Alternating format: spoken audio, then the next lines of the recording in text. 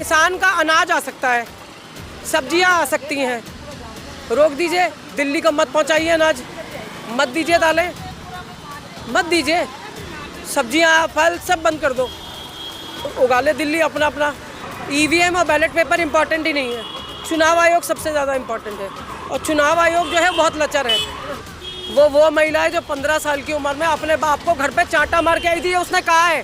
तो पुलिस वाले हमें भी कॉल करते हैं, विजिलेंस से फ़ोन आता है, एसएचओ के ऑफिस से फ़ोन आता है, आपके यहाँ से कितने लोग होंगे, क्यों आ रहे हैं, कितने महिलाएं हो जाएंगी, बसें कितनी जा रही हैं। पता नहीं क्या कितने 15 लाख के भी तो बात हुए थे भैया, तक हमारे खाते में नहीं है। हम तो रोज जाके लगाते हैं एटीएम में, देखते पैसे नहीं आ रहे हैं। ऐसा अन्नदाता के ऊपर जब भी जुल्म हुआ है ना, धरती और आकाश में बम फूटे हैं। पता है आपको, प्रकृति ने बहुत भयंकर रूप लिया है। किसान हमारे अन्नदाता हैं, हम भी किसान के बच्चे हैं, हम भी अयोध्या से हैं। बनाया जा रहा है क्योंकि चुनाव सर पे है। और अगर एक आदमी जो बहुत अश्योर है कि उसके 400 पार आप देख रहे हैं, रोज सीना ठोक ठोक के कहते हैं वो। देखिए, किसान का अनाज आ सकता है, सब्जियां आ सकती हैं, रोक दीजिए। दिल्ली को मत पहुंचाइए, अनाज मत दीजिए, दालें मत दीजिए, सब्जियां फल सब बंद कर दो। उगा ले दिल्ली अपना अपना, अपने अपने खेत लगाएं, अपने अपने गमलों में। सीएम मनोहर लाल खट्टर जी का कहना है कि जो किसान है उनके आने का तरीका गलत।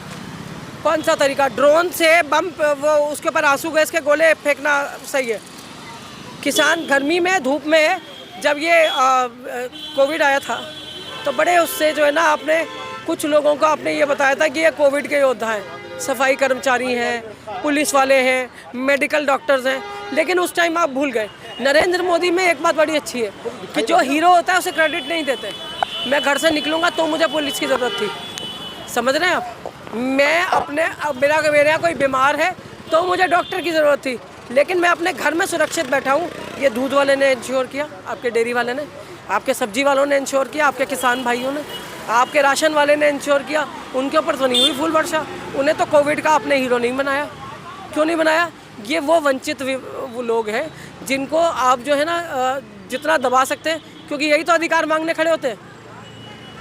तो जब किसान जो है दिल्ली कूच करना चाहते हैं अपनी मांगों को लेकर, लेकिन सोशल मीडिया पे ऐसे बहुत सारी जगह ऐसे चल रहा है कि नकली रणौत को हीरोइन बना के राम मंदिर के, जिस दिन राम मंदिर का उद्घाटन इन्होंने तथाकथित रूप से किया है, उस दिन सबसे ज़्यादा जोर से कंगना रणौत ही चिल्ला रही थी ना।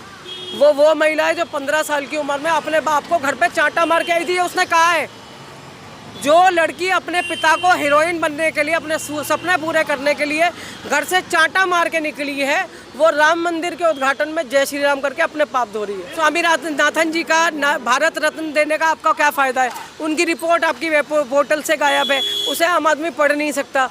किसान जो उसी रिपोर्ट के बेस पे जो किसान अपने अधिकार मांग रहे हैं, वो आप उसको देने को तैयार नहीं है। मतलब इतना सा रतन पकड़ा के आप क्या देना चाहते हैं? किसानों के बड़े नेता जो आप स्वामीनाथन जी की रिपोर्ट को पब्लिक कर दीजिए, और उनका जो मेडल है वो देने की बजाय अगर आप किसानों के अधिकारों की बात कर लेंगे, तो मैं आपको इंश्योर कर रही हूँ हर किसान अपने घर से भारत रत्न लेने, मतलब उनके लिए एक रत्न अपने घर से लेके निकलेगा। कनक बोलते हैं ना गेहूँ को, अगर वो भी कनक भी एक समर्पित कर दी जाए ना स्वामीनाथन जी को, तो आपको समझ में आएगा कि वो किसान आज कितना इम्पोर्टेंट। चौधरी चरण जी को बोल रहे हैं आप? उन्हें भी नहीं, चौधरी चरण सिंह जी को तो उनका पोता भूल गया, वो चवन्नी पलट गया। मैं चवन्नी नहीं हूँ जो पलट जाऊँ, यही बोला था ना। इन्हीं किसान भाइयों के कंधों पे चढ़ के ये नेता बने थे ना। और चौधरी चरण सिंह का पोता था, इसीलिए उसको नेता बनाया उन्होंने।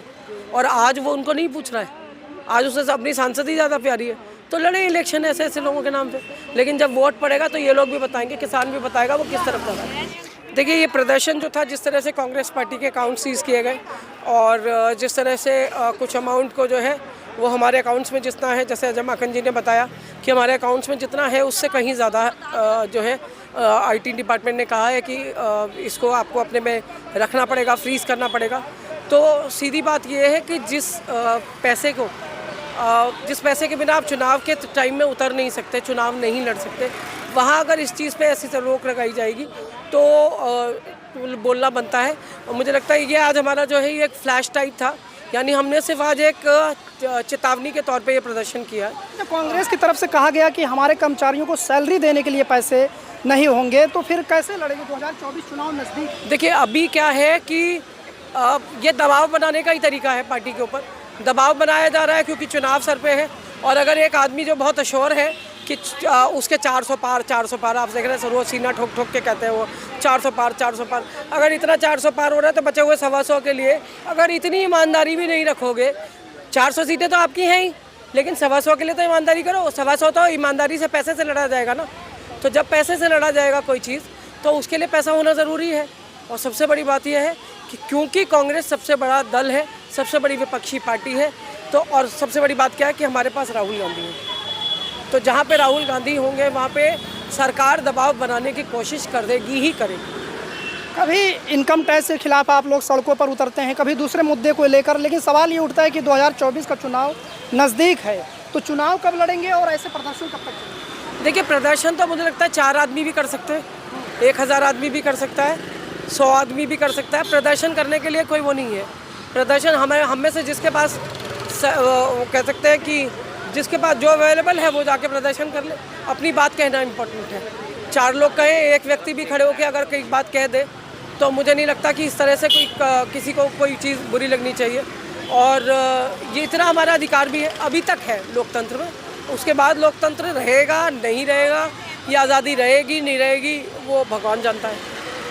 तो राहुल गांधी भी सड़कों पर हैं, लेकिन 2024 का चुनाव आप कहाँ देख रहे हैं, जिस तरीके से बीजेपी की तरफ से 400 पार का नारा दिया है? देखिए, लड़ना तो इम्पोर्टेंट है, क्योंकि आप एक ऐसी व्यवस्था से लड़ रहे हैं जहाँ ईवीएम और बैलेट पेपर इम्पॉर्टेंट ही नहीं है।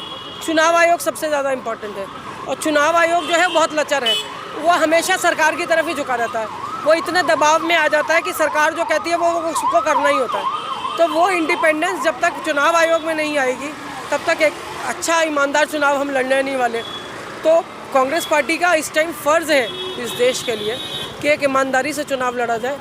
तो पैसे से भी लड़ा जाएगा, कार्यकर्ताओं के साथ लड़ा जाएगा, नेताओं से लड़ा जाएगा, लड़ेंगे तो। आपने ईवीएम का जिक्र किया, तो बड़ी संख्या में लोग ईवीएम का विरोध भी कर रहे हैं, जैसे सुप्रीम कोर्ट के वकील हों, तो देखिए, लेकिन विपक्ष दिखाई नहीं दे रहा इस लड़ाई में। देखिए, विपक्ष तो दिखाई दे रहा है, आप जैसे इंडिपेंडेंट वो वेब पोर्टल्स के अलावा कोई नहीं दिखा रहा।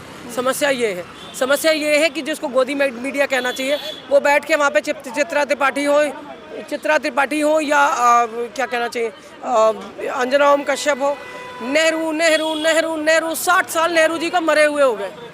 उस व्यक्ति को इस देश से मतलब इस देश को जो बेस्ट गवर्नेंस देना था वो दे के गए।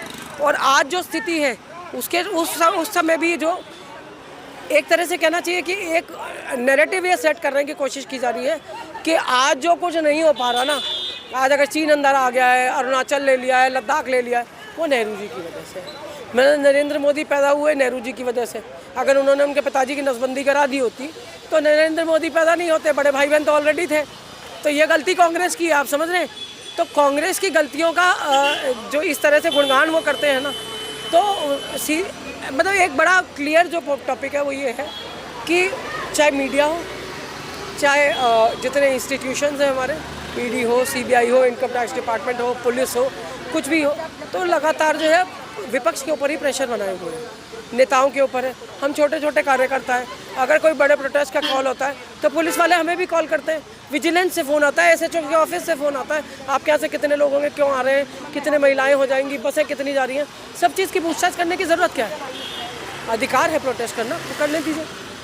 तो इतना दबाव बना के अगर आप कोई चीज़ कराना चाहते हैं, ईमानदारी से इलेक्शन होगा नहीं होगा वो एक अलग बात है, लेकिन लड़ेंगे और पूरी ताकत से लड़ेंगे। ऐसा अन्नदाता के ऊपर जब भी जुल्म हुआ है ना, तो धरती और आकाश में बम फूटे हैं। पता है आपको, प्रकृति ने बहुत भयंकर रूप लिया है। किसान हमारे अन्नदाता हैं, हम भी किसान के बच्चे हैं, हम भी अयोध्या से हैं। हल जोतते हुए किसान बैलों पे जोतते हुए हमने खेती देखी है, ठीक है ना। ये बहुत गलत है। देखो, प्रधानमंत्री देश का राजा होता है, तो राजा का काम है प्रजा की रक्षा करना। माननीय मोदी जी हमारे प्रधानमंत्री, उनके खिलाफ कुछ बोल नहीं, लेकिन इतना कहें किसानों के ऊपर दया करें और किसानों के न्याय को, मांग को पूरा करें। सम्मान तो दिया ना, क्या सम्मान देने से रत्न दिया नेता। अरे उससे देने से पेट भरेगा क्या? उसे देह से पेट ना भरे भैया।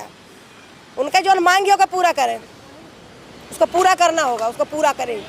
नहीं तो क्यों बेचारे धरना बैठेंगे, क्यों अपना घर बार छोड़ के आएंगे, क्यों अपनी खेती बाड़ी छोड़ के आएंगे, क्यों ठंड में टूटती हुई ठंड में मरेंगे। कहा जा रहा है नकली किसान है वो। अरे नकली कैसे, कैसे कल का जो बाय एक माए बताए हमारे बच्चा आटाए, एक मैं नकला देश में सब नकली हो गया है, ये गलत है। नकली किसान है, नकली किसान कोई बैठेगा एक दिन के लिए, किसी के पास टाइम नहीं कोई किसी काम सुन ले और कहीं बैठ जाए, गलत बात है। बातों घुमाया ना जाए, उन्हें न्याय दिया जाए। तो क्या लगता है आप आएंगे दिल्ली? क्यों नहीं आए, अगर न्याय दे देंगे तो नहीं आएंगे। उनका जिस तरीके से कील कांटे बिछाए गए हैं, बड़े बड़े कितनी लेयर में बैरिकेडिंग है, तो भैया ये हिंदुस्तान है, गोलियां खाई है पहले लोगों ने, जेल गए भर भर के, कितना जुल्म अंग्रेजों ने किया था पता है।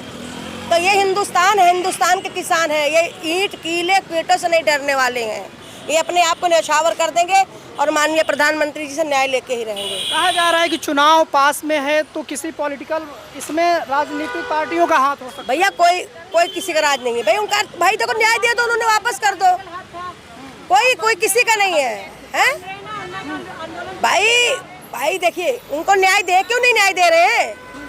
बातचीत तो चल रही ना, 3 दौर की बातचीत। अरे पता नहीं क्या कितने 15 लाख के भी तो बात हुए थे भैया, अब तक हमारे खाते में नहीं है, हम तो रोज जाके लगाते हैं एटीएम में, देखते पैसे नहीं आ रहे हैं। बातों से काम थोड़ी चलेगा, किसानों का पेट भरेगा ना उनके न्याय से, उन्हें न्याय करो, उनकी मांगों को पूरा करो।